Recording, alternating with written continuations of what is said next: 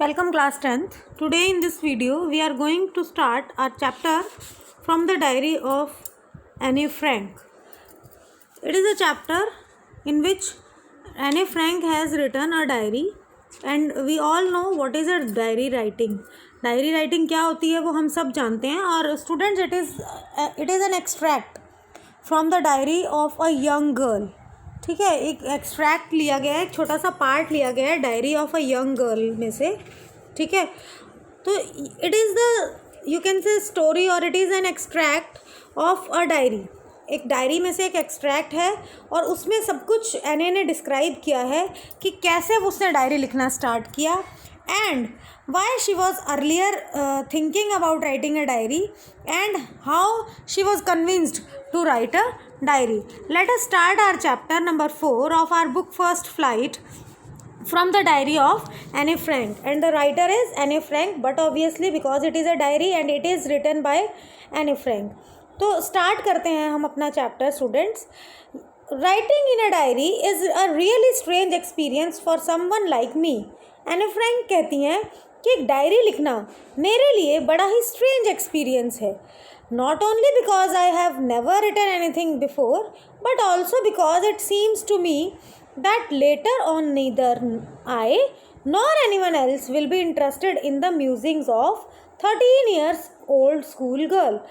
Now let us see the word meanings first class. Strange का मतलब होता है डिफरेंट, थोड़ा अलग होना.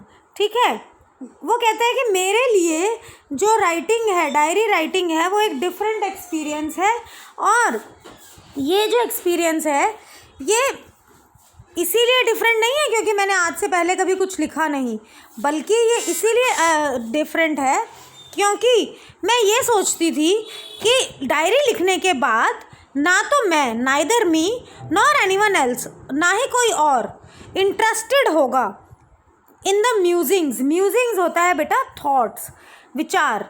हम डायरी में क्या लिखते हैं? अपने थॉट्स, अपने डेली के जो हमारे इंसिडेंट्स होते हैं.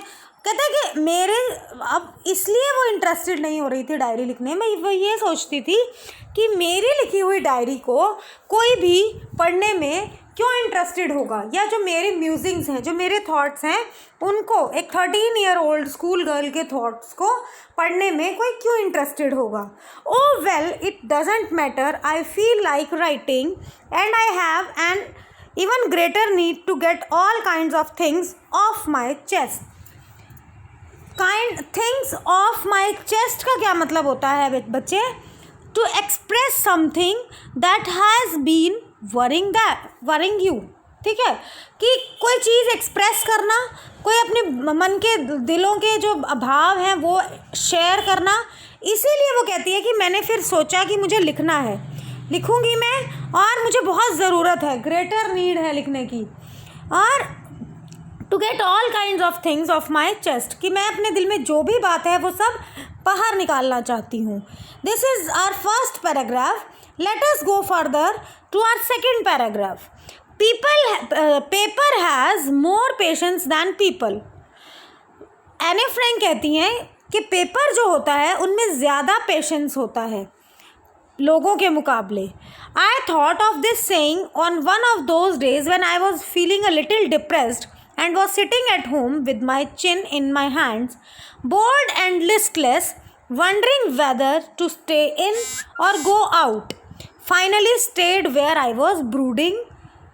Yes, paper does have more patience, and since I am planning to let anyone else read this stiff-backed notebook grandly referred to as diary, unless I should ever find it a real friend, it probably won't make a bit difference. So students, पहले मैं आपको difficult words share करती हूँ. Difficult words में हमारे main जो difficult words हैं इस पैराग्राफ में वो क्या है? सबसे पहले हम देखते हैं कि ब्रूडिंग जो दिया हुआ है, ब्रूडिंग का क्या मीनिंग होता है बेटा? Engaged in deep thought. जब हम डीप थॉट में खोए हों, सोच में डूबे होना, तो वो होता है हमारा ब्रूडिंग. एने फ्रैंक जो हैं वो कहती हैं कि मुझे कब ऐसा एहसास हुआ कि मुझे डायरी लिखनी है, जब मुझे कब ये एहसास हुआ कि जो पेपर होता है उनमें ज़्यादा पेशेंस होती है रादर लोगों के बजाय। मुझे कब ऐसा एहसास हुआ? मुझे तब ऐसा एहसास हुआ जब मैं घर में बैठी थी लिस्टलेस का क्या मतलब होता है? With no energy. जब हमारे अंदर एनर्जी ना हो, इंटरेस्ट ना हो, जब मैं बोरिंग घर में बैठी थी, मेरे चिन के नीचे मेरे दोनों हाथ थे, तब जब मैं घर में बैठी सोच रही थी, गहरी सोच में डूबी हुई थी तब, और ये भी सोच रही थी कि घर में रहूं या बाहर जाऊं, और मैं वहीं रही जहां मैं बैठी सोच विचार कर रही थी। मैंने प्लानिंग की। क्या प्लानिंग की? कि मैं अब ये डायरी लिखूंगी और मैं ये जो स्टिफ्ड बैग्ड मीन्स हार्ड बैग, मोटी जो हार्ड गत्ते वाली जो नोटबुक होती है, कहते हैं मैंने उसको लिखना शुरू करना था। और उस नोटबुक को मैंने ग्रैंडली मतलब प्राउडली मैंने क्या किया? प्राउडली मैंने अपनी उस नोटबुक को नाम दिया डायरी। और डायरी कहा, और क्या कहा कि ये मैं किसी को शेयर नहीं करूँगी, दिखाऊंगी नहीं, कब तक? जब तक मुझे एक रियल फ्रेंड नहीं मिल जाता, ठीक है? और शायद उससे भी मुझे कोई फ़र्क नहीं पड़ेगा। Means she is not going to share her diary with anyone. Now I am back to the point that prompted me to keep a diary in the first place. I don't have a friend. कहती है चलो अब मैं वापस उसी बात पर आती हूँ कि किस चीज़ ने मुझे प्रॉम्प्ट किया, किस चीज़ ने मुझे रेडी किया डायरी लिखने के लिए। वो ये है कि मेरा कोई फ्रेंड नहीं है। Let me put it more clearly. कहते हैं चलो मैं इस चीज़ को और क्लियर कर दूँ। Since no one will believe that a 13-year-old girl is completely alone in the world.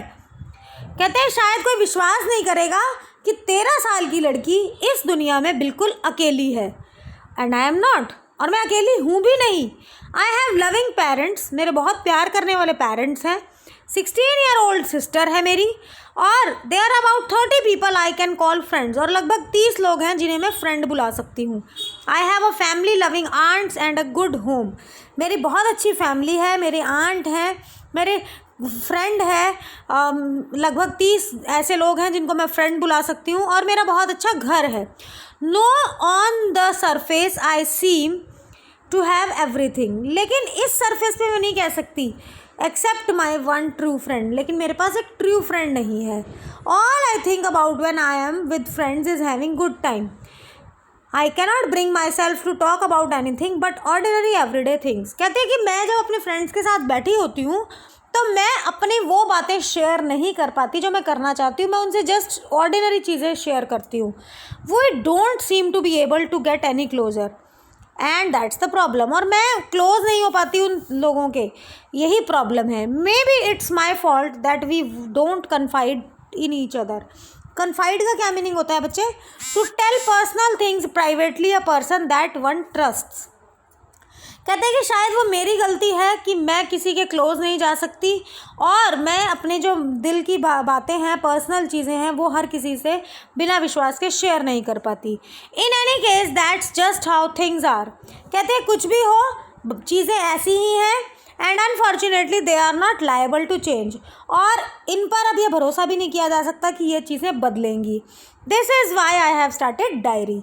ये कारण है कि मैंने डायरी लिखनी शुरू की। स्टूडेंट्स, इस पूरे पैराग्राफ में हमें एक क्वेश्चन का आंसर मिलता है कि why Anne Frank started writing diary. ठीक है, why Anne Frank started writing diary, ये क्वेश्चन जो है हमारा अगर पेपर में आता है तो हमें यही सब चीज़ें उसमें एक्सप्लेन करनी है। हमें ये भी क्वेश्चन आ सकता है, paper has more patience than people, explain.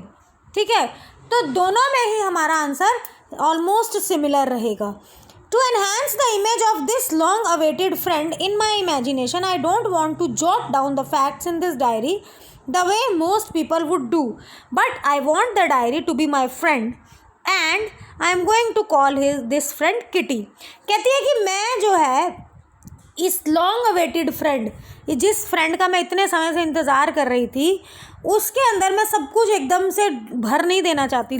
जैसे कि मोस्टली लोग क्या करते हैं, डायरी लिखना शुरू करते हैं और उसको भर देते हैं। कहते हैं मैं अपनी डायरी को अपनी फ्रेंड बनाना चाहती हूँ, और मैं अपनी फ्रेंड को एक नाम दूँगी जिसका नाम है किटी। ठीक है, मेरी फ्रेंड का नाम क्या है? किटी वो कहती है मैं अपनी फ्रेंड को नाम दूंगी और उस तरीके से मैं डायरी लिखूंगी जैसे कि मैं अपने फ्रेंड से बातचीत कर रही हूँ।